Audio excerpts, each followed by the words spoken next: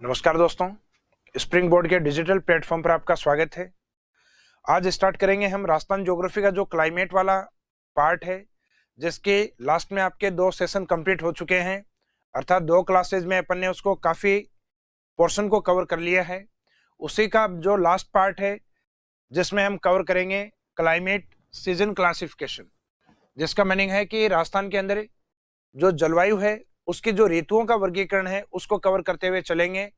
तो last class में मैंने आपको बताया था कि जो क्लाइमेट सीजन क्लासिफिकेशन है, अर्थात जो ऋतुओं का वर्गीकरण है, उसको हम सामान्यतः 4 भागों में बांटते हैं और हर एक पोर्शन के अंदर कुछ एक इंपॉर्टेंट क्लाइमेटिक कंडीशन या यूं कह सकते हैं अपन कुछ प्रमुख वायुमंडलीय दशाएं या घटनाएं जो घटित होती हैं उनके बारे में अध्ययन करते हैं। तो स्टार्टिंग करेंगे अपन जो समर सीजन वाला पार्ट, अर्थात जो ग्रीष्म ऋतु वाला पोर्शन है वहां से, जिसमें मुख्यतः जो फिनोमिनन या घटनाएं हैं जिसके बारे में कल आपको बताया था, लू, आंधी और भभूलिया के बारे में। आज इनको डेफिनेशन वाइज और इनका राजस्थान में जो मेन इफेक्टिव एरिया है या जिस क्षेत्र में इनका प्रभाव अधिक है उन क्षेत्र के बारे में स्टडी करेंगे अपन। तो स्टार्ट करेंगे अपन क्लाइमेट सीजन में। सबसे पहले समर सीजन वाले पार्ट में मीनिंग ऑफ लू। लू का सामान्यतः अर्थ क्या है? तो अपने को पता है, सामान्यतः अपने यहाँ राजस्थान के अंदर या यूं कहें देश के अंदर जो ग्रेट डेजर्ट ऑफ इंडिया वाला जो पार्ट है, अर्थात जो थर्ड डेजर्ट वाला पार्ट है, उस वाले पोर्शन में और एक भारत के उत्तर विशाल मैदान की ओर सामान्यतः समर सीजन में चलने वाली जो हॉट विंड्स है, जो सामान्यतः ड्राई विंड्स के रूप में होती हैं, शुष्क हवाओं के रूप में होती हैं, तो उन हवाओं को अपन कहते हैं अपन लू। तो लू का डेफिनेशन लिया जाता है इस कंडीशन के साथ, समर सीजन के साथ, अर्थात ग्रीष्म ऋतु के साथ गर्म और शुष्क हवाओं को लू के रूप में जाना जाता है। In summer season hot and arid wind is called as loo या इज नोन एज लू। सामान्यतः ग्रीष्म ऋतु में चलने वाली गर्म एवं शुष्क हवाएं लू के रूप में जानी जाती हैं। ये मैक्सिमम राजस्थान के अंदर जिस एरिया में देखने को मिलती हैं वो है राजस्थान का वेस्टर्न पार्ट, बाड़मेर डिस्ट्रिक्ट, जहां इनका इफेक्ट या प्रभाव सर्वाधिक होता है। और इनके चलने का जो मुख्य कारण माना जाता है, जो सामान्यतः जो धरातल वाला पोर्शन है, लैंड वाला पार्ट है, उस लैंड पार्ट के ऊपर सामान्यतः क्षैतिज रूप में, अर्थात जो हॉरिजॉन्टल फ्लो होता है उसके रूप में ये बहती हैं, जिसको अपन कह सकते हैं एडवेक्शन फ्लो ऑफ विंड्स। अर्थात जो लू की उत्पत्ति का मुख्य कारण है वो हवाओं का गर्म होकर उसका एडवेक्शन फ्लो अर्थात अभिवहनीय संचलन होता है। अभिवहनीय संचलन का मीनिंग होता है जो हॉरिजॉन्टल फ्लो ऑफ विंड्स, हवाओं का जो क्षैतिज प्रवाह होता है उसको कहा जाता है। तो हवाओं के क्षैतिज प्रवाह के कारण लू की उत्पत्ति होती है। तो जनरली आज के लिए एग्जाम में एक क्वेश्चन अप्लाई कर दिया जाता है कि जो लू है उसका चलने का मुख्य कारण किसको माना जाता है? तो जो विंड्स होती है उनका जो एडवेक्शन फ्लो है वो इसका मुख्य कारण माना जाता है। अर्थात हवाएं गर्म होकर क्षैतिज रूप में जब फैलना स्टार्ट होती है तो वो अपने को लू के रूप में महसूस होती हैं। उसके बाद सेकंड है सैंड स्टॉर्म, अर्थात आंधी। तो आंधी का सामान्यतः मीनिंग लिया जाता है जो धूल भरी हवाएं हों और जिनके साथ ह्यूमिडिटी अर्थात आर्द्रता मौजूद हो। इन summer season Sandy and humid winds, अर्थात ये कंडीशन साथ में होती है, धूल भरी और उसके साथ अगर आर्द्रता मौजूद होती है तो उसे हम विंड्स या सैंड स्टॉर्म के रूप में डिफाइन करते हैं। इनका जो इफेक्टिव एरिया है मुख्यतः यह राजस्थान के अंदर श्री गंगानगर एरिया को माना जाता है, जहां ग्रीष्म ऋतु में लगभग 27 डेज आंधियों का प्रभाव रहता है। तो राजस्थान में ग्रीष्म ऋतु में सर्वाधिक आंधियां श्री गंगानगर की ओर आती हैं। इसके बाद में जो नेक्स्ट पार्ट आता है, इसका मेन कॉज क्या है, इसका कारण क्या है चलने का? तो सामान्यतः इसका कारण होता है पश्चिमी राजस्थान के अंदर जब टेम्परेचर अधिक होता है, या सामान्यतः राजस्थान के पूर्वी भाग में भी आंधियों का प्रभाव देखने को अपने को मिलता है लेकिन सीमित मात्रा में। तो सामान्यतः जिस एरिया में हवाएं गर्म होकर और ऊपर की ओर उठना स्टार्ट हो जाती हैं, जिनको अपन कहते हैं कॉन्वेक्शन फ्लो ऑफ विंड्स, हवाओं का सवानीय रूप में ऊपर की ओर उठना, तो उस एरिया में सामान्यतः हवाएं गर्म होकर ऊपर उठने के कारण जनरली उस एरिया में एयर प्रेशर लो हो जाता है और उस लो एयर प्रेशर की ओर धूल भरी और आर्द्रता युक्त हवाएं आना स्टार्ट हो जाती हैं अर्थात सैंडी और ह्यूमिड विंड्स है वो स्टार्ट हो जाती हैं, जिनको अपन सैंड स्टॉर्म अर्थात आंधियों के नाम से जानते हैं। इसके बाद में नेक्स्ट आता है बबूल्या। बबूल्या जिसको जनरली अपन सैंड साइक्लोन भी कहते हैं, यानी धूल के चक्रवात। सैंड साइक्लोन का मीनिंग होता है in summer season Sandy and cyclonic winds, अर्थात धूल भरी और चक्रवातीय हवाएं जो कि इस तरीके से चलती हैं, इस प्रकार की हवाओं को अपन नाम देते हैं बबूल्या या सैंड साइक्लोन के नाम से। और इनका जो इफेक्ट है या इनका जो प्रभाव है मुख्यतः पश्चिमी राजस्थान में बीकानेर की ओर अधिक देखने को मिलता है। अर्थात ये जो तीनों घटनाएं मुख्यतः इंटरनेशनल बॉर्डर की ओर, जिसमें हम बात करें सबसे पहले लू वाले पार्ट की, तो जो लू का इफेक्टिव एरिया माना जाता है वो माना जाता है बाड़मेर वाला क्षेत्र। आंधियों की बात करेंगे तो ऊपर वाला डिस्ट्रिक्ट इंटरनेशनल बॉर्डर पे श्री गंगानगर। और सामान्यतः सैंड साइक्लोन या धूल के चक्रवातों की बात करेंगे तो उसके अंदर आंसर रहता है आपका बीकानेर वाला पार्ट। तो सामान्यतः जो लू है उसका डेफिनेशन होता है जो हॉट विंड्स होती हैं और जो एरिड विंड्स होती हैं, अर्थात जो गर्म और शुष्क हवाएं वो लू के रूप में। गंगानगर की ओर जो आंधी आती हैं उसका मीनिंग होता है जो सैंडी और ह्यूमिड विंड्स होती हैं, अर्थात धूल भरी और जो आर्द्र हवाएं होती हैं उनको नाम दिया जाता है आंधी। जबकि बीकानेर की ओर जो सैंडी और साइक्लोनिक रूप में जो विंड्स आती हैं, अर्थात धूल भरी और चक्रवातीय रूप में, उनको नाम दिया जाता है बबूल्या। तो सामान्यतः इंटरनेशनल बॉर्डर के ऊपर ये घटनाएं आपको अधिक मिलेंगी, या राजस्थान का जो डेजर्ट पार्ट है उस साइड में आंधी, लू और बबूल्या अर्थात सैंड साइक्लोन का इफेक्ट आपको अधिक मिलेगा। जो लास्ट वाला जो सैंड साइक्लोन है उसका आने का मुख्य कारण है कि किसी एक स्थान विशेष पे, किसी भी एक स्थान या एक लोकेलिटी है जहां पे टेम्परेचर अधिक हो जाता है सेंटर पार्ट में, वहां एयर प्रेशर लो हो जाता है, जबकि उसके जो बाहर वाला जो भाग है जिसको हम कहते हैं परिधि क्षेत्र, इस वाले में सामान्यतः तापमान थोड़ा कम होता है और एयर प्रेशर थोड़ा ज्यादा। तो जो हाई एयर प्रेशर है उससे और सेंटर की ओर अर्थात लो एयर प्रेशर की ओर हवाएं साइक्लोनिक रूप से अर्थात चक्रवातीय रूप से चलना स्टार्ट हो जाती हैं, उसको नाम दिया जाता है बबूल्या या उसको नाम दिया जाता है सैंड साइक्लोन।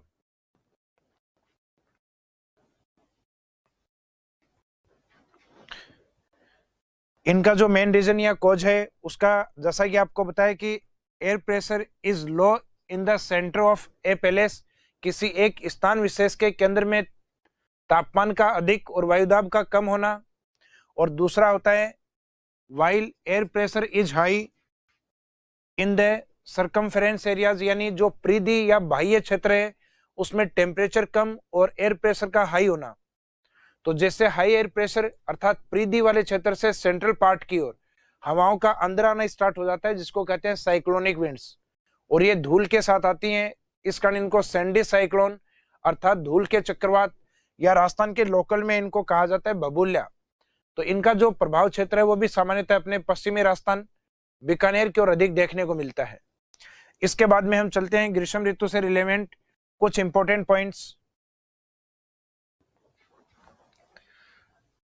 जिसमें एक पॉइंट आता है कि maximum hottest district of Rajasthan in summer season. ग्रीष्म ऋतु में राजस्थान में सर्वाधिक तापमान वाला जो जिला है, तो जिले के अकॉर्डिंग आंसर जनरली हम आंसर लेते हैं चूरू डिस्ट्रिक्ट को, जबकि किसी पैलेस या लोकेशन के अकॉर्डिंग प्लेस के अकॉर्डिंग आंसर लिया जाता है अपना फलोदी जोधपुर वाले पार्ट को।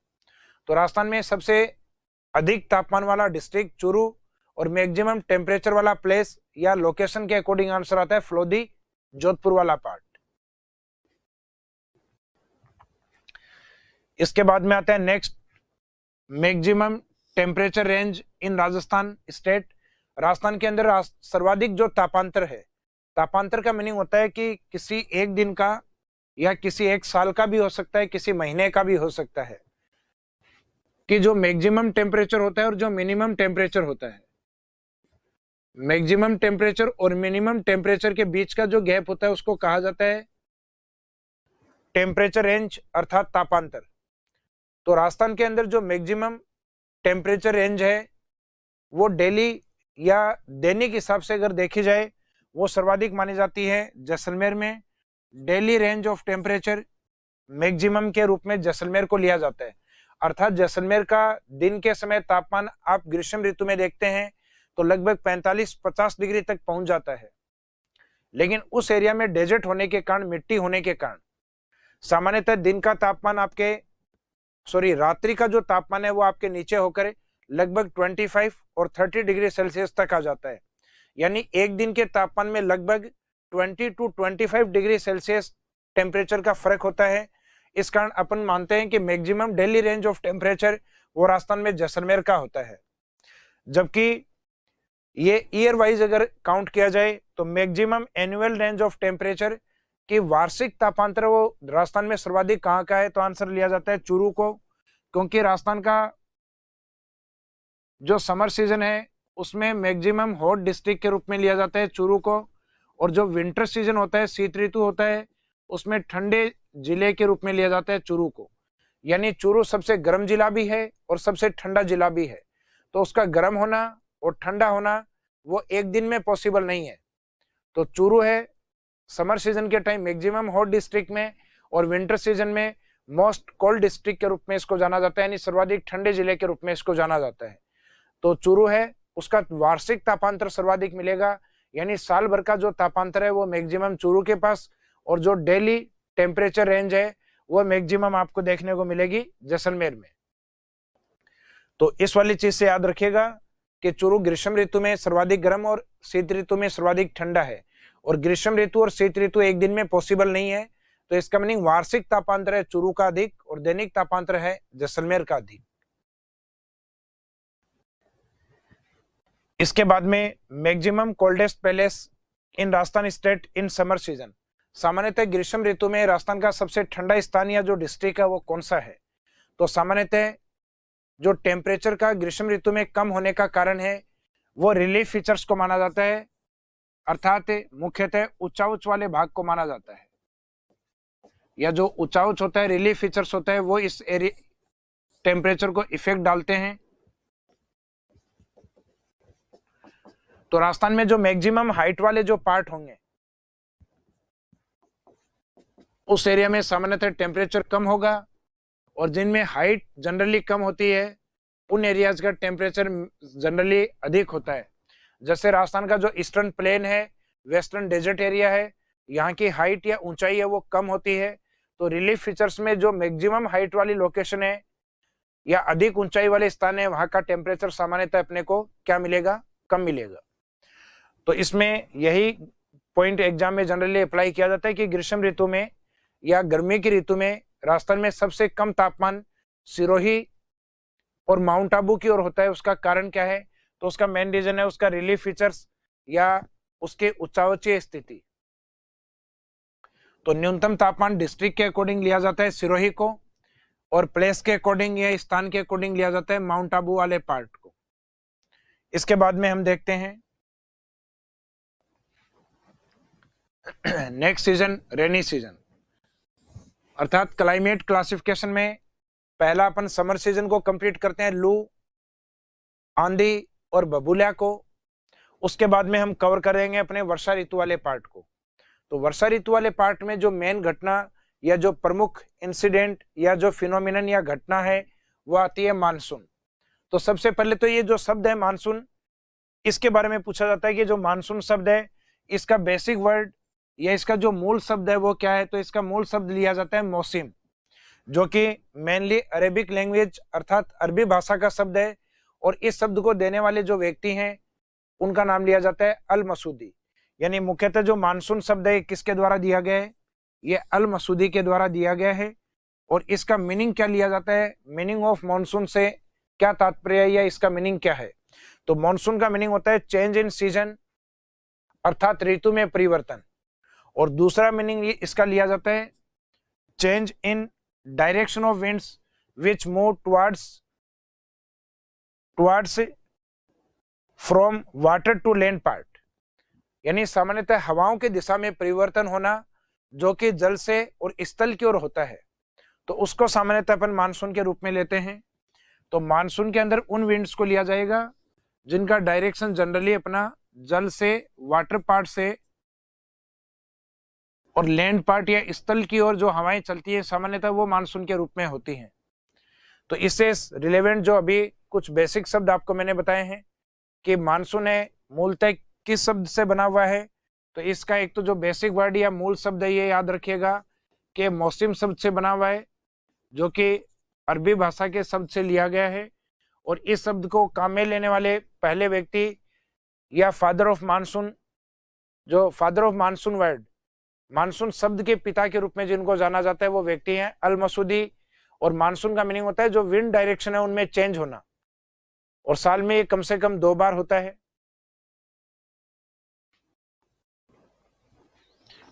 इसके बाद में नेक्स्ट लेते हैं अपन नेम ऑफ मानसून, अर्थात मानसून का नाम।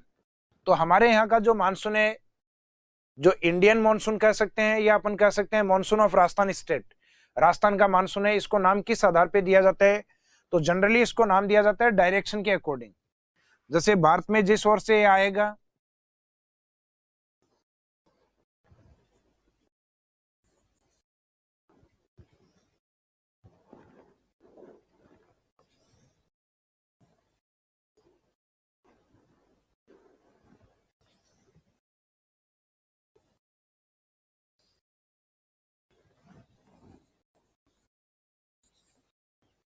जिस डायरेक्शन से मानसून का एंट्री इंडिया में होता है वो डायरेक्शन होता है इंडिया में सदर्न और वेस्टर्न डायरेक्शन।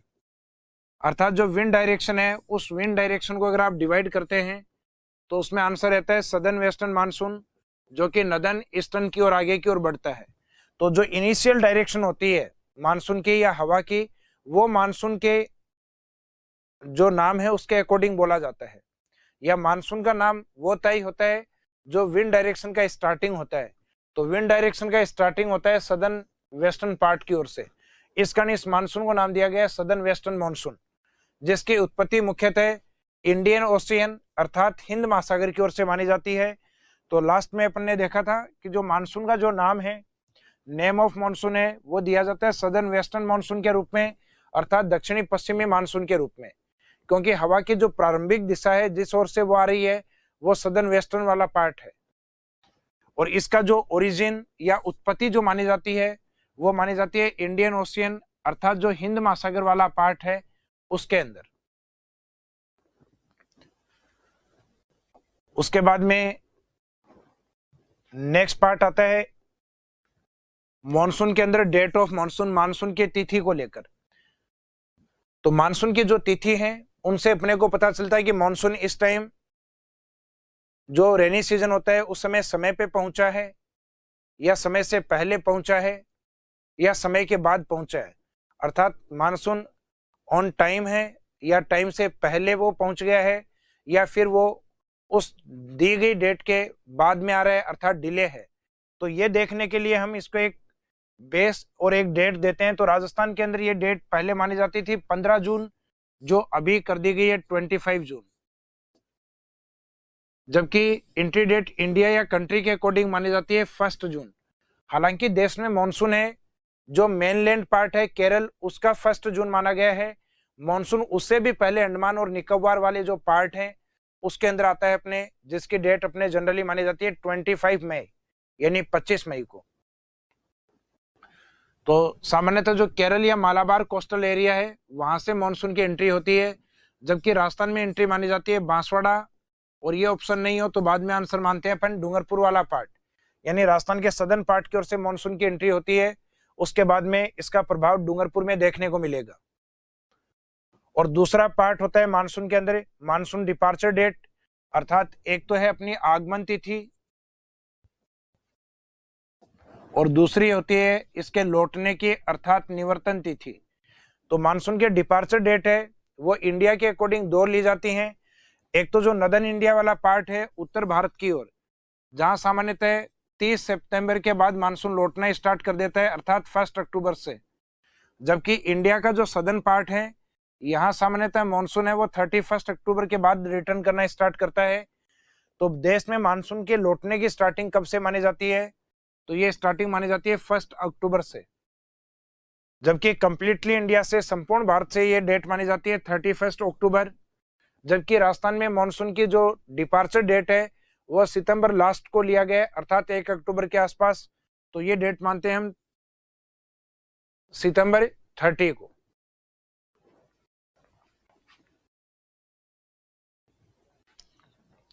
इसके बाद में मॉनसून ब्रांचेज के बारे में पढ़ेंगे अपन, ब्रांचेज ऑफ मॉनसून, मॉनसून की शाखाएं।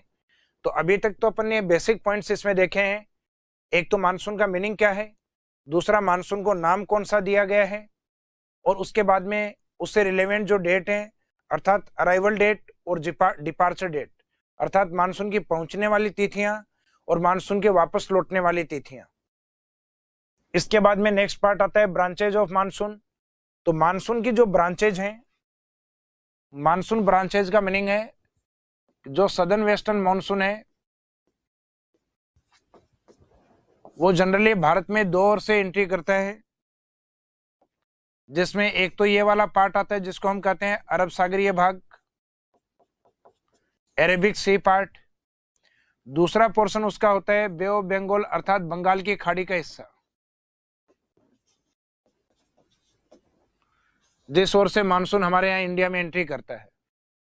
तो ये दोनों ही वैसे तो पार्ट आते हैं अपने इंडियन ओशियन के।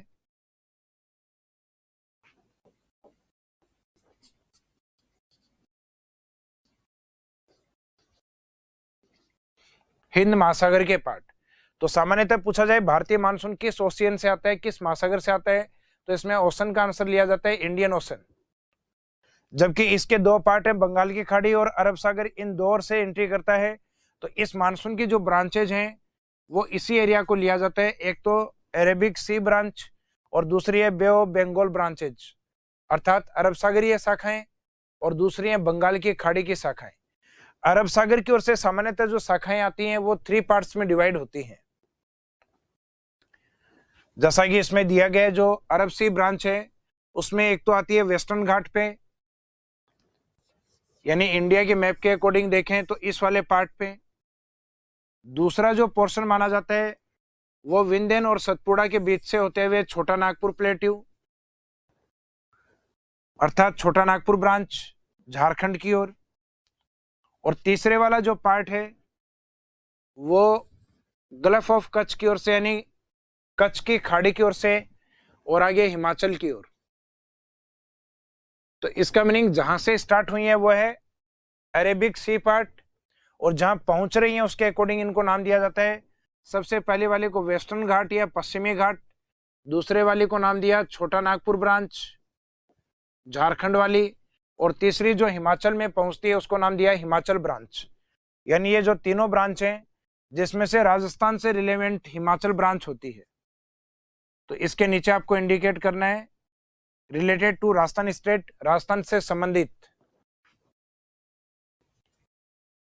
तो एग्जाम में कई बार डायरेक्ट क्वेश्चन पूछ लिया जाता है राजस्थान रिलेवेंट ब्रांच कौन सी है, जो अरेबिक सी ब्रांच है उसमें। तो इसकी जो 3 ब्रांच है उसमें हिमाचल वाली ब्रांच है ये राजस्थान से रिलेवेंट मानी जाती है। जबकि दूसरा पार्ट आता है बे ऑफ बंगाल ब्रांच वाला पार्ट अर्थात बंगाल की खाड़ी की शाखा वाला पार्ट, जहां से एक पार्ट आता है इंडिया के ईस्टर्न पार्ट की ओर अर्थात ईस्टर्न हिमालय की ओर, और दूसरा आता है जो नदन ग्रेट प्लेन पार्ट है अर्थात उत्तर विशाल मैदान वाला पार्ट। तो नदन ग्रेट प्लेन जो ब्रांच है ये इंडिया में सबसे ज्यादा एरिया कवर करती है, और इसी में राजस्थान का पूर्वी भाग भी कवर होता है उत्तर विशाल मैदान की शाखा के अंदर। तो इन मानसूनी हवाओं को सामान्यतः उत्तर विशाल मैदान वाली को राजस्थान के अकॉर्डिंग पूर्वाई कहा जाता है, यानी जो ईस्टर्नलाइज विंड्स होती है उनके रूप में होती हैं। तो जो बंगाल की खाड़ी से आने वाली ब्रांचेज हैं उसमें एक तो आता है आपका ईस्टर्न हिमालय ब्रांच, जिसका राजस्थान से कोई संबंध नहीं है ईस्टर्न हिमालय वाले पोर्शन का। दूसरी ब्रांच है नदन ग्रेट प्लेन ब्रांच, यानी उत्तर विशाल मैदान वाली शाखा, जो कि राजस्थान के पूर्वी भाग अर्थात अरावली के ईस्टर्न पार्ट अर्थात राजस्थान के पूर्वी मैदानी भाग और हाड़ौती वाला जो पार्ट है उसमें अधिक वर्षा करवाती है। इसके बाद में इन ब्रांचेज के अंदर राजस्थान में जो सबसे पहले ब्रांच है वो कौन सी पहुंचती है, हिमाचल, और इसके द्वारा अधिक वर्षा नहीं होती। उसका सामान्य कारण माना जाता है कि ये जो ब्रांच है ये राजस्थान की एक माउंटेन आती है अरावली पर्वतमाला के ये पैरेलल निकलती है। तो जो ब्रांचेस सामान्यतः पर्वतों के पैरेलल या समानांतर आगे बढ़ती हैं उनसे वर्षा की मात्रा कम प्राप्त होती है।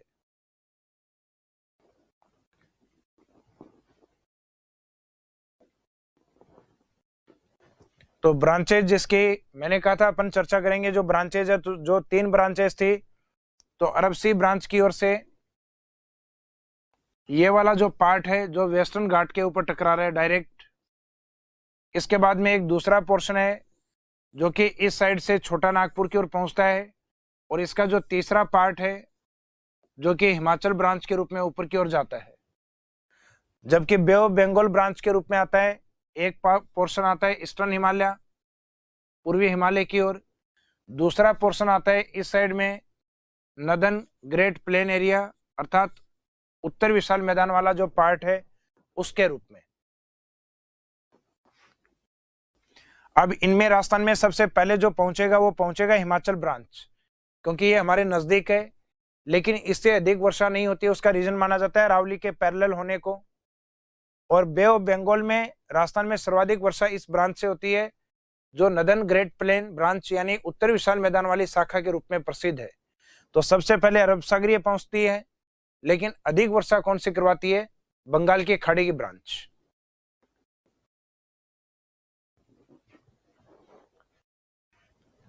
अब मॉनसून से रिलेवेंट कुछ एक पॉइंट या इन ब्रांचेस से संबंधित कुछ एक पॉइंट्स हैं जिनको हम देखेंगे, जो अभी अपन पढ़ के आए उसी के अकॉर्डिंग है कि फर्स्ट मॉनसून ब्रांच अराइवल इन राजस्थान, कि मानसून की वह पहली शाखा जो राजस्थान पहुंचती है, तो उसमें आंसर रहेगा हिमाचल ब्रांच या अरब सागरीय ब्रांच।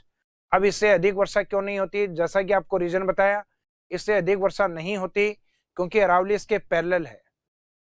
तो नेक्स्ट है, but this monsoon branch does not have much rainfall in Rajasthan. उसका रीजन क्या बताया गया है? Because this branch of monsoon is parallel of Aravalli, क्योंकि मानसून की यह शाखा है मुख्यतः अरावली के पैरेलल या समानांतर मानी जाती है। उसके बाद में जो नेक्स्ट पार्ट है कि maximum rainfall is receive in Rajasthan from bay of Bengal. Rajasthan सर्वाधिक जो वर्षा की मात्रा है वो बंगाल की खाड़ी की शाखा से प्राप्त करता है।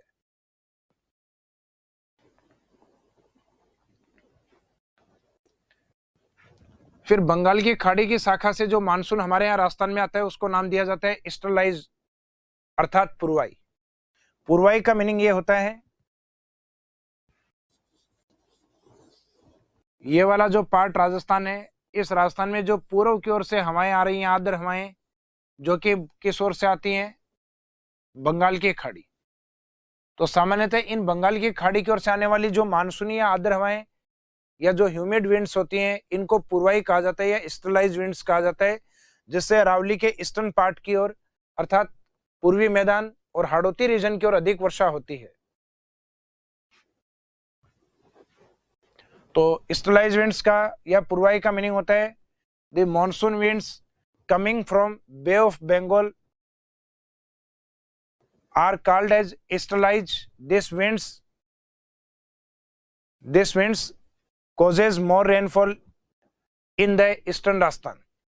इनका जो हवाओं का पूर्वी की ओर से आने का जो कारण है वो सामान्यतः उत्तर विशाल मैदान की जो शाखा है उसके साथ ये हवाएं आती हैं। और ये हवाएं इसलिए आती हैं क्योंकि सामान्यतः इस समय इंडिया का जो वेस्टर्न पार्ट है, जो सिंध वाला पार्ट होता है, यहाँ टेम्परेचर अधिक और एयर प्रेशर लो होता है। तो लो एयर प्रेशर की ओर कंटिन्यू ये हवाएं आगे की ओर बढ़ती हैं, तो राजस्थान तक आते आते इनकी जो ह्यूमिडिटी या आर्द्रता है वो सामान्यतः कम हो जाती है। लेकिन फिर भी राजस्थान के पूर्वी भागों में जो अरेबिक ब्रांच है उसकी तुलना में इनसे अधिक वर्षा होती है।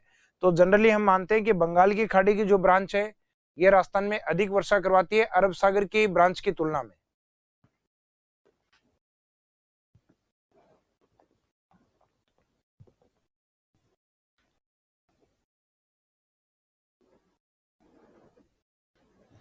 तो अपन ने यही देखा था कि बंगाल की खाड़ी की ओर से आने वाली जो पूर्वी मानसूनी हवाएं होती हैं उनको सामान्यतः पूर्वाई कहा जाता है, और इनसे वर्षा की मात्रा अरावली के पूर्वी भागों में अधिक देखने को मिलती है।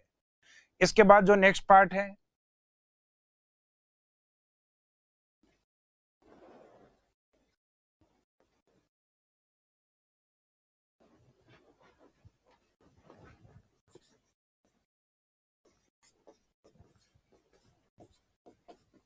मानसून की दिशा या डायरेक्शन को लेके कुछ क्वेश्चन अप्लाई होते हैं, जिनको हम आगे एक डायग्राम देखेंगे, उसके अकॉर्डिंग भी उस डायग्राम में भी इन चीजों को अपन देखते हैं कि राजस्थान का जो नदन और ईस्टर्न पार्ट है, ये मानसून के आगे फॉरवर्ड डायरेक्शन के रूप में माना जाता है, यानी मानसून के आगे बढ़ने की दिशा है। तो मानसून के आगे बढ़ने की जो दिशा है उसमें लिया जाता है नॉर्थ ईस्ट वाले पार्ट को, और आने वाली जो डायरेक्शन है मानसून की, यानी जो दक्षिण पश्चिम वाली डायरेक्शन है, वो मानसून की कमिंग डायरेक्शन, या अपन कह सकते हैं coming from southern western and forward direction northern eastern, अर्थात उसके आगे बढ़ने की जो दिशा है वो उत्तर पूर्व की दिशा को लिया जाता है। लेकिन मानसून की जो वर्षा की मात्रा है वो सामान्यतः उत्तर पश्चिम से और सदर्न ईस्टर्न वाले पार्ट की ओर कंटिन्यूस बढ़ती है, यानी इस एरिया में झालावाड़ की ओर वर्षा अधिक होती है, और इस एरिया से और आप कंटिन्यू डेजर्ट एरिया की ओर जाते हैं तो इस एरिया में वर्षा की मात्रा कंटिन्यूस घटती है या डिक्रीज होती है। तो राजस्थान में मानसून कम होने वाली जो डायरेक्शन है वो southern eastern to northern western, और बढ़ने वाली जो डायरेक्शन है वो northern western to southern eastern वाले पार्ट के रूप में काउंट की जाती हैं, या इनको माना जाता है।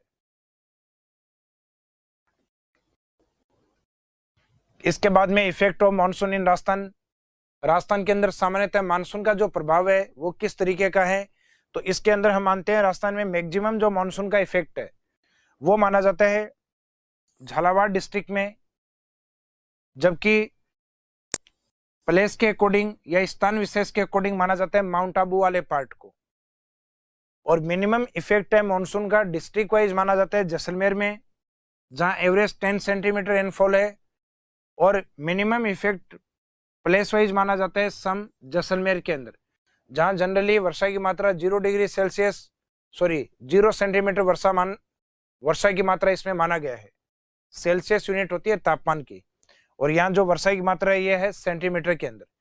तो सामान्यतः न्यूनतम वर्षा वाला जो स्थान है वो सम 0 सेंटीमीटर पे, और डिस्ट्रिक्ट है जैसलमेर वो 10 सेंटीमीटर पे, और मैक्सिमम रेनफॉल वाला जो झालावाड़ है वो आपका 100 सेंटीमीटर, और एकमात्र जो माउंट आबू वाला एरिया है ये राजस्थान में 150 सेंटीमीटर, और इसको अपन कह सकते हैं मोर देन 150 सेंटीमीटर, अर्थात 150 सेंटीमीटर या इससे भी अधिक वर्षा वाला क्षेत्र।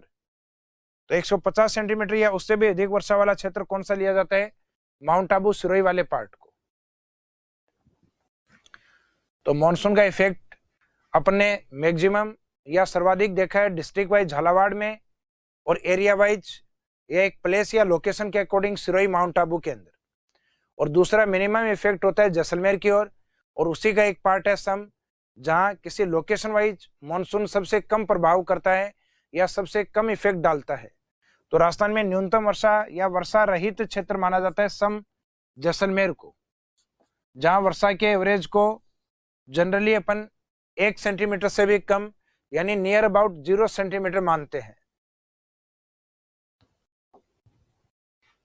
इसके बाद में है मानसून पर दिशा का प्रभाव, अर्थात impact of direction on monsoon. तो मानसून पे जो दिशा का प्रभाव है, मैंने अभी आपको एक डायग्राम में बताया था राजस्थान वाले में, कि ये जो है फॉरवर्ड डायरेक्शन मानी जाती है मानसून के बढ़ने की दिशा, और ये मानी जाती है डायरेक्शन ऑफ मानसून अर्थात सदर्न वेस्टर्न वाली डायरेक्शन।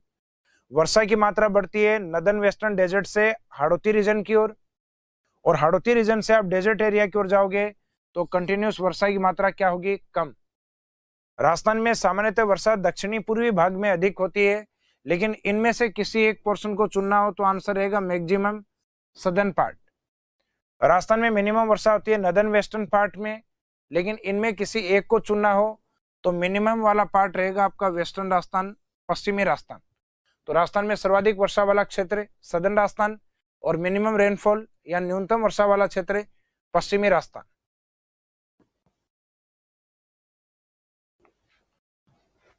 उसके बाद में नेक्स्ट है इंसिडेंट्स ड्यूरिंग मानसून, यानी मानसून के दौरान घटने वाली जो प्रमुख घटनाएं वो कौन कौन सी हैं।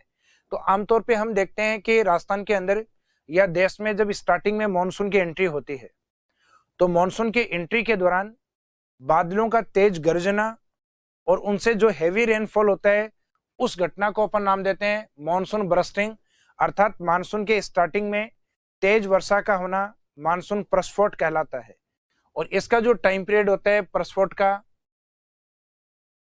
जून में तो अधिक तेज वर्षा नहीं, सामान्यतः जुलाई और जो अगस्त मंथ होता है इसके अंदर इसका प्रभाव अधिक होता है। नेक्स्ट आता है गैप ऑफ मानसून, अर्थात मानसून का प्रतिच्छेदन। प्रतिच्छेदन का मीनिंग ये होता है कि जब मानसून के स्टार्टिंग में अगर तेज वर्षा है, इस वाले टाइम पीरियड में अगर तेज वर्षा है तो सामान्यतः तापमान कम हो जाता है और एयर प्रेशर एक बार के लिए बढ़ जाता है। तो ये कंडीशन जैसे ही डेवलप होती है, अर्थात मानसून प्रस्फोट होता है, तो उसके बाद ये कंडीशन डेवलप होती है, उस दौरान मानसून एक बार हमारे यहाँ आना रुक जाता है, क्योंकि हमारे यहाँ टेम्परेचर कम होता है वर्षा के बाद और एयर प्रेशर बढ़ जाता है। तो उससे मानसून के अंदर एक गैप आ जाता है और उस कंडीशन को नाम दिया गया है गैप ऑफ मानसून या मानसून गैप, मानसून प्रतिच्छेदन। तो इसका मीनिंग हुआ मानसून प्रस्फोट के बाद 2 से 3 वीक तक सामान्यतः वर्षा नहीं होती। वर्षा क्यों नहीं होती? क्योंकि इस समय जनरली एयर प्रेशर बढ़ जाता है और हवा का प्रेशर जहां अधिक होता है उस ओर आर्द्र हवाएं कम जाती हैं। तो इसका मीनिंग मानसून प्रतिच्छेदन का जो टाइम पीरियड है वो जुलाई के बाद ही होता है, या तो अगस्त में, या इसका टाइम पीरियड होता है सितंबर माह में। उसके बाद में आता है मानसून का निवर्तन, अर्थात रिटर्निंग ऑफ मानसून, मानसून का लौटना। तो returning of monsoon is known as departure of monsoon. Monsoon के लौटने की घटना को या वापस जाने की घटना को निवर्तन कहा जाता है, जो कि सितंबर के बाद का टाइम पीरियड होता है, अर्थात अक्टूबर और नवंबर। तो इसका सामान्यतः मीनिंग क्या लिया जाता है? मानसून के लौटने की घटना को निवर्तन कहा जाता है। जैसे ही लौटना स्टार्ट करता है अक्टूबर मंथ में मानसून, तो अपनी जो पृथ्वी है इसके ऊपर का जो एटमॉस्फेयर या जो वायुमंडल होता है, इसमें जो नमी या आर्द्रता मौजूद होती है ये धीरे धीरे कम होना स्टार्ट हो जाती है। इस नमी के कम होने के कारण जो सूर्य का टेम्परेचर है वो नीचे धरातल तक पहुंचता है और बारिश के कारण जो जमीन के अंदर जो नमी थी वो अब भी मौजूद है, तो जो लैंड ह्यूमिडिटी है वो अधिक होती है, अर्थात एटमॉस्फेयर ह्यूमिडिटी है वो कम हो जाती है और लैंड ह्यूमिडिटी या जो भूमिगत आर्द्रता है वो अधिक होती है, जो तापमान को अवशोषित करती है और टेम्परेचर को बढ़ाती है। और इस घटना को नाम दिया जाता है अक्टूबर हीट या कार्तिक हीट। कार्तिक हीट का मीनिंग है मानसून लौटने के दौरान अचानक तापमान में जो बढ़ोतरी होती है अक्टूबर माह में, उसको नाम दिया जाता है कार्तिक हीट या कार्तिक की गर्मी या कार्तिक की उष्णता के नाम से इसको जानते हैं।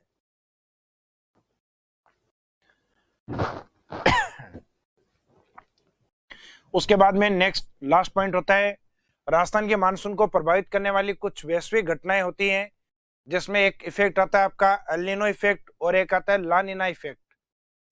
तो जो ला नीना इफेक्ट है उसके कारण मानसून हमारे टाइम पे पहुंचता है और अधिक वर्षा लेके आता है। तो ये आप शब्दों के नाम से इसको याद रखें। ला नीना में है ला, तो क्या ला? मानसून। तो ला नीना वाला जो पार्ट है वो मानसून को टाइम से लाता है और मानसून को मोर इफेक्टिव बनाता है, अधिक प्रभावशाली बनाता है। जबकि एल नीनो का जो मीनिंग होता है कि वो मानसून इस घटना के कारण, जो अभी शब्द यूज किया मैंने एल नीनो, उसके कारण एक तो मानसून राजस्थान में डिले होता है और इसका जो इफेक्ट है वो भी काफी कम होता है या प्रभाव कम होता है। तो सामान्यतः जो घटना है उसमें एक प्रमुख घटना एल नीनो वाला पार्ट है, जिसके कुछ अलग अलग पॉइंट्स हैं जिसके मीनिंग लिए जाते हैं। कि एक तो मीनिंग ऑफ एल नीनो क्या है? तो इसका मीनिंग है it's a hot ocean current. ये एक गर्म जल धारा है जो महासागर के अंदर बहती है। तो एक गर्म महासागरीय जल धारा है जिसका इफेक्ट मुख्यतः जो सदर्न अमेरिका वाला जो पार्ट है, जिसमें इक्वेटर लाइन से नीचे की ओर मुख्यतः 3 डिग्री सदर्न लेटीट्यूड से 24 डिग्री सदर्न लेटीट्यूड, इसके बीच में ये इफेक्ट देखने को मिलता है अपने को। जो पैसिफिक ओशियन का, सदर्न पैसिफिक ओशियन का ईस्टर्न पार्ट होता है, अर्थात दक्षिणी प्रशांत महासागर में 0 डिग्री से नीचे, इसका मीनिंग कहेंगे सदर्न पैसिफिक ओशियन।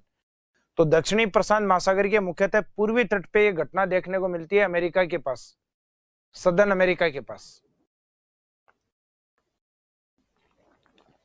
तो एक तो ये पूछा जाता है सामान्यतः एल नीनो क्या है? तो एल नीनो एक हॉट करंट है जिसकी स्थिति या लोकेशन होती है near the eastern coast of southern Pacific ocean.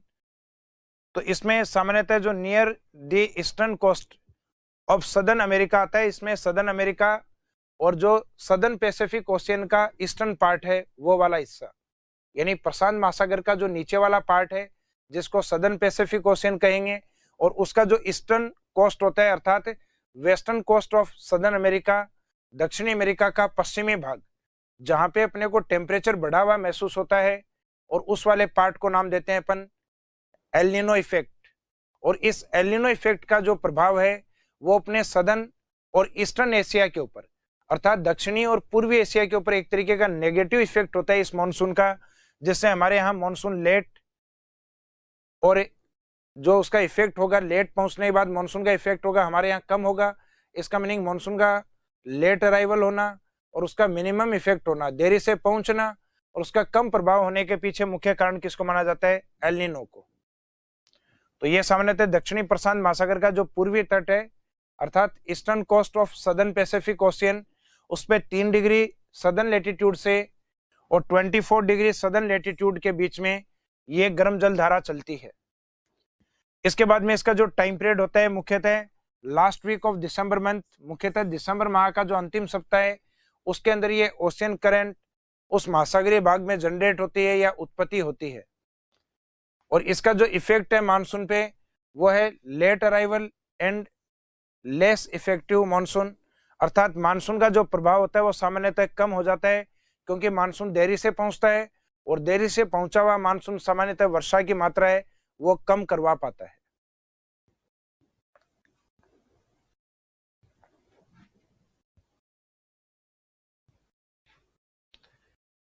इसके बाद में नेक्स्ट है ला नीना इफेक्ट या ला नीनो इफेक्ट। तो ला नीना का जो मीनिंग है ये एल नीनो का बिल्कुल अपोजिट है। तो एल नीनो था हॉट करंट के रूप में, इसको लिया जाता है कोल्ड ओशियन करंट के रूप में, एक ठंडी जलधारा के रूप में। इसका एरिया भी वही रहेगा near the eastern coast of southern Pacific ocean, अर्थात दक्षिणी प्रशांत महासागर का जो ईस्टर्न कोस्ट है, पूर्वी तट है, जिसको हम कह सकते हैं सदर्न अमेरिका का वेस्टर्न कोस्ट। तो जो महाद्वीप का पश्चिमी भाग होता है वो महासागर का पूर्वी भाग होता है। तो इसमें प्रशांत महासागर का जो दक्षिणी भाग है उसका जो पूर्वी तट है उसके ऊपर, अर्थात जहां पे एल नीनो थी वहीं पे ला नीना, पानी गर्म होगा तब तो उस इफेक्ट को हम कहेंगे एल नीनो इफेक्ट, और पानी अगर ठंडा होता है तो इस इफेक्ट को हम कहेंगे ला नीना इफेक्ट। और इसका जो टाइम पीरियड या जो समय होता है वो सामान्यतः वही रहेगा जो आपके एल नीनो वाला टाइम पीरियड होता है। इसका मीनिंग वहां पे पानी गर्म नहीं है तो उस समय वहां का पानी ठंडा होगा, अर्थात last week of December month, दिसंबर माह का अंतिम सप्ताह है। इसका इफेक्ट ये रहेगा कि मॉनसून है वो टाइमली अराइवल करेगा, राजस्थान में समय से इसका आगमन होगा, और मोर इफेक्टिव मॉनसून होता है, अर्थात मानसून का प्रभाव अधिक होता है। तो अराइवल ऑन टाइम और मोर इफेक्टिव जो मॉनसून है उसके पीछे कारण मुख्यतः कौन सी घटना को माना जाता है? तो उसके पीछे कारण माना जाता है मुख्यतः ला नीना को। तो इसमें इस नाम को याद रखिएगा, ला नीना यानी जो टाइम से मानसून लाती है और जिसके कारण मॉनसून वीक होता है या कम प्रभावशाली होता है, वो घटना होती है एल नीनो इफेक्ट।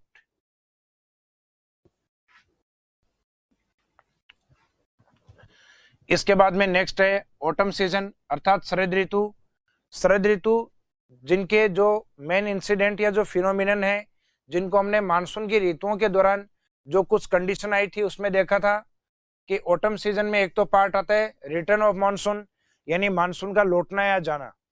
तो मानसून के लौटने की घटना को अर्थात बैक ऑफ मानसून किस नाम से जाना जाता है? मानसून के निवर्तन के नाम से, जो कि राजस्थान के अकॉर्डिंग अक्टूबर और नवंबर मंथ लिया जाता है, जबकि इंडिया के अकॉर्डिंग इसमें आंसर लिया जाता है नवंबर और मिड दिसंबर वाला पार्ट।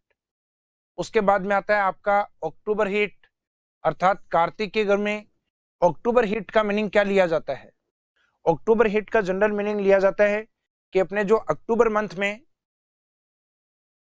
मानसून लौटने के दौरान अचानक जो टेम्परेचर बढ़ता है, जैसा कि मैंने आपको पहले भी बताया था कि जो एटमॉस्फेयर ह्यूमिडिटी है या वायुमंडलीय आर्द्रता है वो हट जाती है, कम हो जाती है, जबकि लैंड ह्यूमिडिटी मौजूद होती है, जिसके कारण अपने को टेम्परेचर बढ़ा हुआ महसूस होता है, और उस घटना को सामान्यतः नाम दिया जाता है अक्टूबर हीट।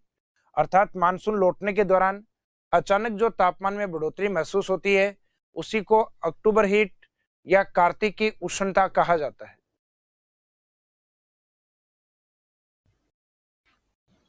इसके बाद में जो लास्ट सीजन है विंटर सीजन, विंटर सीजन की जो प्रमुख घटना या जो इसमें जो मेन फिनोमिनन है वो एक तो होता है मावट। मावट का मीनिंग होता है जो विंटर सीजन में रेनफॉल होता है उस घटना को कहा जाता है जो कि मुख्यतः भूमध्य सागर की ओर से आती है। तो एक तो मावट का मीनिंग क्या है, तो rainfall in winter season is called as mawat या इज नोन एज मावट। शीत ऋतु में होने वाली जो हवाएं, जो वर्षाएं हैं, उन वर्षाओं को सामान्यतः क्या कहा जाता है, मावट। तो शीतकालीन वर्षा को मावट कहा जाता है। अब इसका जो एरिया है मुख्यतः कौन सा है, तो माउट कम्स फ्रॉम मेडिटेरियन सी, अर्थात भूमध्य सागर की ओर से ये हवाएं आती हैं और इनको लाने वाली जो पवनें होती हैं जिनको कहा जाता है जेट स्ट्रीम, अर्थात जो वेस्टर्न डिस्टर्बेंस के रूप में, पश्चिमी विक्षोभ के रूप में हमारे यहाँ पहुंचती हैं।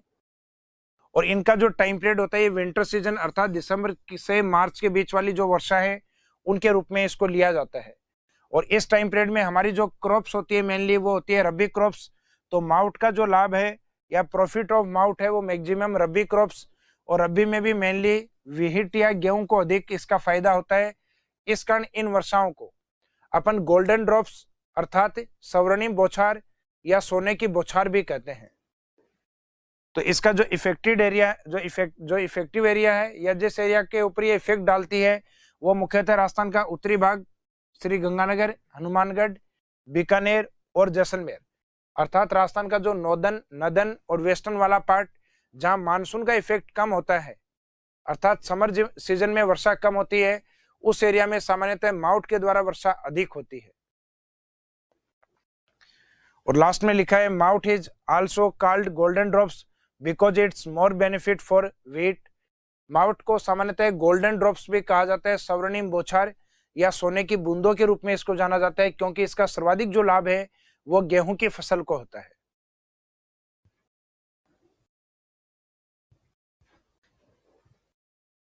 इसके बाद में जो नेक्स्ट पार्ट आता है कोल्ड विंड्स अर्थात शीत लहर वाला पार्ट।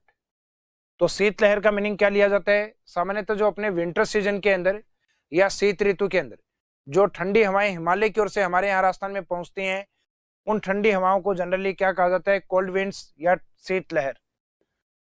तो in winter season winds comes from Himalaya is called as cold winds. मुख्यतः शीत ऋतु में हिमालय की ओर से आने वाली ठंडी हवाओं को शीत लहर कहा जाता है। और इनका जो मुख्यतः जो इफेक्टिव एरिया होता है वो होता है चूरू, सीकर, बीकानेर। और इनकी जनरली जो डायरेक्शन ली जाती है, कोल्ड विंड्स की जो डायरेक्शन ली जाती है राजस्थान के अकॉर्डिंग अगर हम देखें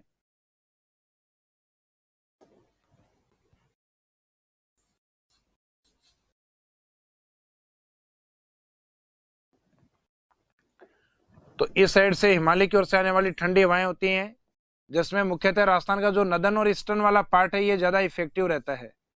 और इसका इफेक्ट मुख्यतः जिस माह में रहता है वो माह होता है जनवरी। और इसमें जो इफेक्टिव एरिया में जो मेन डिस्ट्रिक्ट आते हैं उसमें सबसे कोल्डेस्ट डिस्ट्रिक्ट या सबसे ठंडे जिले के रूप में होता है चूरू।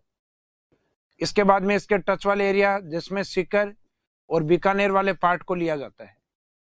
इसका मीनिंग ये हुआ कि जो अपने हिमालय की ओर से आने वाली जो कोल्ड विंड्स हैं वो राजस्थान में नदर्न ईस्टर्न से और सदर्न वेस्टर्न की ओर, अर्थात जनरली अपना जो मानसून आता है दक्षिण पश्चिम से नॉर्थ ईस्ट की ओर, बिल्कुल उसके अपोजिट होती हैं हवाएं जो उत्तर पूर्व से आती हैं। और दक्षिण पश्चिम की ओर बढ़ते बढ़ते इन हवाओं का जो इफेक्ट है वो कंटिन्यू कम होता चला जाता है। तो इसका मीनिंग इनके द्वारा जो मोर इफेक्टिव जो एरिया है वो राजस्थान का मोस्टली जो नदर्न ईस्टर्न और वेस्टर्न वाला जो पार्ट है वो अधिक होता है। हालांकि इनका अधिक प्रभाव होता है राजस्थान के नदर्न ईस्टर्न पार्ट की ओर, उत्तर और पूर्वी राजस्थान की ओर।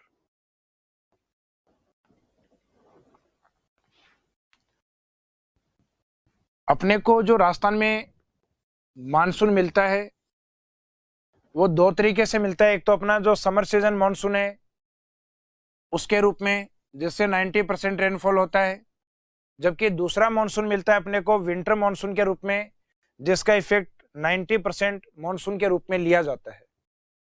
सॉरी, इसमें आपका विंटर सीजन वाला 90 नहीं, ये रहेगा आपका माउथ वाला ओनली 10%। सॉरी, पीपीटी के अंदर इसी को रिपीट कर दिया वापस। अगर साल भर की अपने कुल वर्षा होती है तो उसमें अपना जो समर सीजन का मानसून अर्थात जिसको हम कहते हैं दक्षिणी पश्चिमी मानसून, तो दक्षिणी पश्चिमी मानसून से राजस्थान में 90% रेनफॉल होता है, जबकि विंटर सीजन वाला जो मानसून है इससे ओनली 10% रेनफॉल अर्थात 10% मानसून होता है या मानसूनी वर्षा आती है। इसका मीनिंग बाकी बची हुई वर्षा आपके जो समर सीजन वाला मानसून है उसी के अंदर प्राप्त होती है, रिसीव होती है अपने को।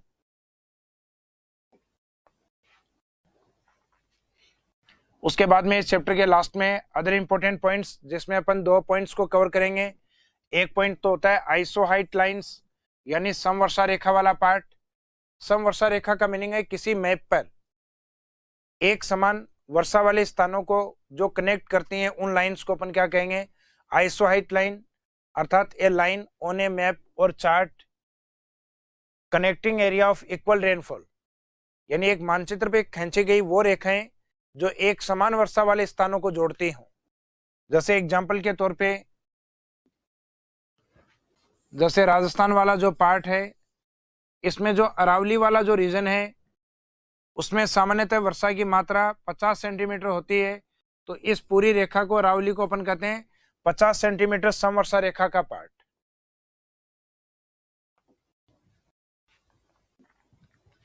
अब राजस्थान में कुछ इंपॉर्टेंट जो आइसोहाइट्स मानी जाती है, जिसमें एक 25 सेंटीमीटर, एक आती है 40 सेंटीमीटर, एक आती है 50 सेंटीमीटर।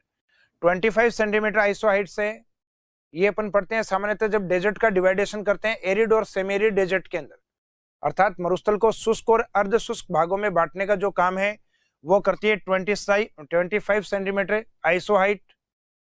दूसरा है 40 सेंटीमीटर आइसोहाइट, ये राजस्थान को 2 इक्वल पोर्शन में डिवाइड करती है, राजस्थान को 2 बराबर हिस्सों में बांटती है।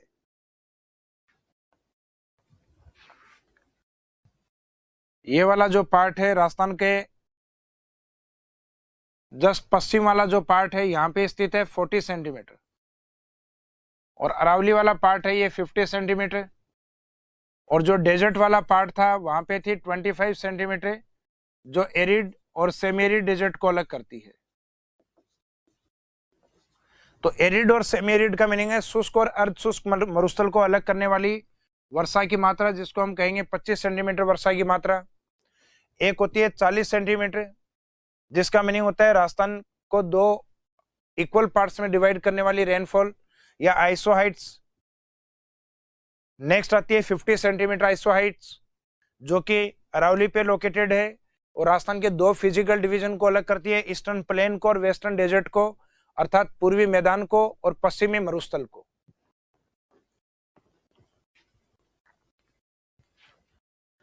इसके बाद में नेक्स्ट पार्ट आता है आइसोबार लाइन, वायुदाब रेखाएं। आइसोबार लाइन का मीनिंग क्या लिया जाता है? आइसोबार का मीनिंग लिया जाता है a line on a map connecting area of equal air pressure, अर्थात किसी एक मैप में ऐसे स्थान जहां का वायुदाब इक्वल होता है, उन एरियाज को अगर वो लाइन जोड़ती है इक्वल एयर प्रेशर वाले पॉइंट्स को, तो हम उसको कहेंगे आइसोबार लाइन, अर्थात वायुदाब रेखा के रूप में, सम वायुदाब रेखा के रूप में। जैसे एग्जाम्पल के तौर पे हम देखें कि जैसे कोई मैप है, इस मैप में कोई पॉइंट दिए गए हैं, जैसे जयपुर दिया गया है, टोंक दिया गया है, बूंदी दिया गया है। अगर यहां से एक लाइन खींच के या एक जो लाइन है उसको ड्रॉ करके उसके ऊपर अगर आप लिखते हैं कि 998 मिलीबार, इसका मीनिंग ये हो गया कि जो इक्वल एयर प्रेशर अर्थात एक समान वायुदाब वाले स्थान है उनको कनेक्ट करने वाली लाइन है, तो इसको नाम दिया जाएगा आइसोबार लाइन, अर्थात सम वायुदाब रेखा। इन सभी पॉइंट पे एक जैसा वायुदाब है, इस कारण इसको नाम क्या दिया गया है, सम वायुदाब रेखा। तो ऐसा सामान्यतः किसी मैप में या किसी चार्ट में किया जाता है, जहां इक्वल एयर प्रेशर पॉइंट से उसको कनेक्ट करने वाली लाइन को अपन आइसोबार लाइन अर्थात सम वायुदाब रेखा के रूप में डिफाइन करते हैं। अब राजस्थान में कुछ इंपॉर्टेंट वायुदाब रेखाएं पाई जाती हैं, जिसमें एक तो अपन समर सीजन यानी ग्रीष्म ऋतु वाली लेंगे जुलाई के अंदर, और एक विंटर सीजन वाली लेंगे अपन जनवरी के अंदर। तो जुलाई में जनरली कंडीशन होती है टेम्परेचर हाई और एयर प्रेशर जनरली लो, जबकि विंटर सीजन इस समय टेम्परेचर लो और एयर प्रेशर हाई। तो ये हमेशा आपको याद रखना है कि ताप और वायुदाब हमेशा एक दूसरे के अपोजिट होते हैं, कि टेम्परेचर मैक्सिमम होगा उस टाइम एयर प्रेशर जनरली थोड़ा कम होता है, और जब टेम्परेचर लो होता है तो एयर प्रेशर वैल्यू हाई होती है। तो जुलाई माह में अपने 4 वायुदाब रेखाएं पाई जाती हैं, जिसमें मैक्सिमम एयर प्रेशर 1000 होता है, तो 4 पाई जाती हैं, और जिनमें से मैक्सिमम डेटा आपको क्या लेना है 1000। इसका मीनिंग इससे कम वाली कौन सी होंगी? इससे कम 999, 998 और 997 मिलीबार लाइन को माना जाएगा। और इसके बाद में जो जनवरी वाला पार्ट है, जनवरी वाले पार्ट के अंदर अपनी 2 आइसोबार लाइन 1018 और 1019 ये 2 आती हैं, जिनमें मैक्सिमम वाला जो 1019 है, यहाँ का टेम्परेचर लो और एयर प्रेशर हाई है। इसका मीनिंग जनवरी में जो दूसरा पार्ट है 1018, वहां सामान्यतः थोड़ा ताप कम है, सॉरी जहां थोड़ा ताप अधिक है तो एयर प्रेशर वहां का थोड़ा सा आपका कम रहेगा, अर्थात 1019 से कम होकर 1018। तो जनरली आपको यह ध्यान रखना है कि जहां सामान्यतः टेम्परेचर हाई हो वहां एयर प्रेशर लो होते हैं या उनकी वैल्यू लो होती हैं। जैसे अपने जो समर सीजन वाले पार्ट हैं जिसमें मैक्सिमम एयर प्रेशर वैल्यू 1000, जबकि विंटर सीजन वाले के अंदर इसकी वैल्यू मैक्सिमम है 1019। अब इनको मैपिंग के अंदर लोकेट किया जाता है, और ये क्वेश्चन है ये सामान्यतः ऑब्जेक्टिव टाइप पेपर में आपके अप्लाई होते हैं कि राजस्थान में ये जो वायुदाब रेखाएं हैं ये कौन से पोर्शन में होती हैं। तो अपने को ये याद रखना है कि मैक्सिमम एयर प्रेशर कौन सा है जुलाई में 1000, ये उस एरिया में होगा जहां सामान्यतः टेम्परेचर कम होता है।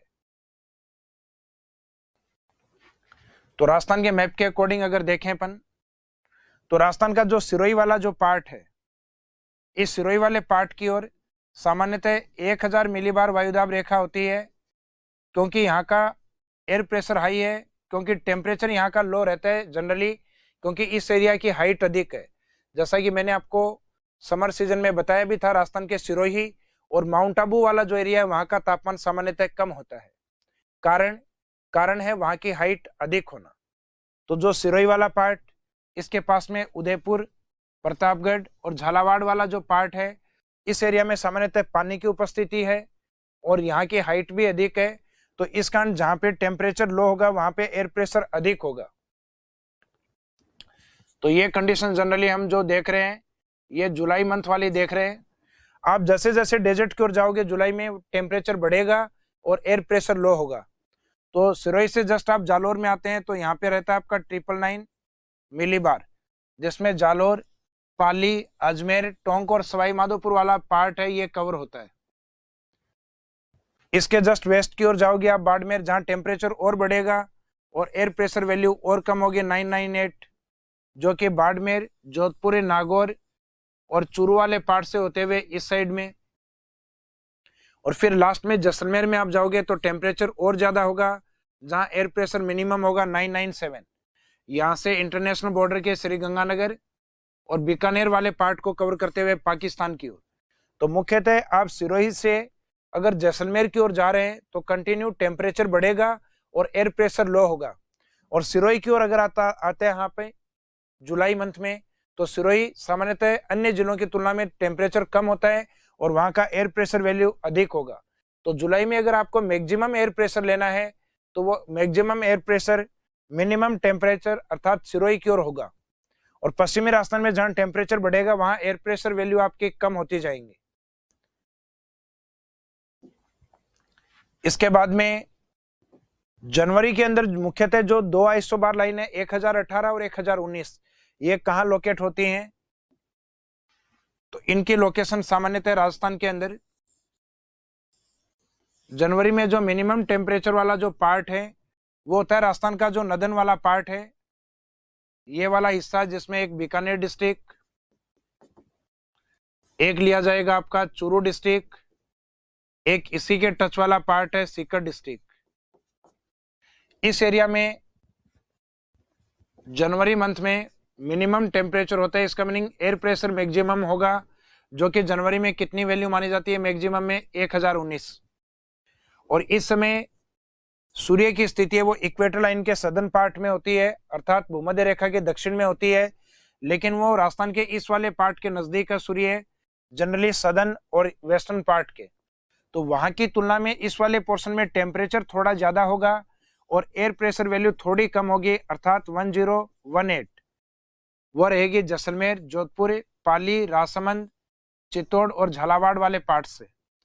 तो 1018 जो मिलीबार एयर प्रेशर है ये जैसलमेर से इधर जाएंगे जोधपुर, जोधपुर के बाद में पाली, पाली से बाद में राजसमंद, राजसमंद से चित्तौड़ और झालावाड़ वाला जो पार्ट है ये आपका विंटर सीजन में मिनिमम एयर प्रेशर वाला एरिया है, अर्थात विंटर सीजन में मैक्सिमम एयर प्रेशर होता है वो राजस्थान के मुख्यतः नदन पार्ट की ओर होता है, क्योंकि जो हिमालय के जितना नजदीक होगा उसका टेम्परेचर उतना अधिक और एयर प्रेशर उतना ही अधिक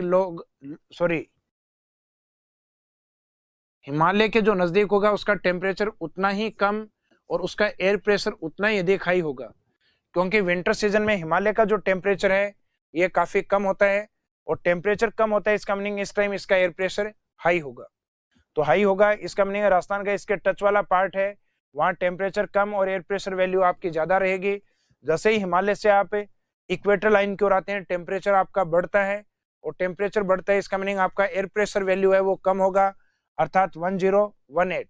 एग्जाम में इनसे जनरली क्वेश्चन इस तरीके से अप्लाई किए जा सकते हैं, जैसे कि ऑप्शन में आपको दिया गया 997, 999, 1000 और 1018 कौन सा एयर प्रेशर वैल्यू राजस्थान के अंदर विंटर सीजन में होता है या जनवरी में होता है, तो आंसर रहेगा 1018 और इसके जगह दूसरा 1019 होता तो भी सही होता। इनमें से कौन सा जुलाई में नहीं है, ये लास्ट वाला जुलाई में नहीं है, ये आपके विंटर सीजन अर्थात जनवरी के अंदर है। तो इनको आपके जोड़े में भी एक साथ दिए जा सकते हैं 997, 98 या 98, 99 और 999 और 1000, और ये विंटर सीजन वाली 1018 और 1019। तो इन एयर प्रेशर लाइन के बारे में आपको एक नॉलेज होना चाहिए और ये हमेशा टेम्परेचर के बिल्कुल अपोजिट होती हैं, यानी जिन एरिया में टेम्परेचर हाई होगा उन एरियाज में इनकी वैल्यू लो होगी। तो इसी के साथ हम इस टॉपिक को कंप्लीट करते हैं और इसके बाद में जो नेक्स्ट टॉपिक स्टार्ट होगा वो अपना ड्रेनेज सिस्टम रहेगा। Thank you.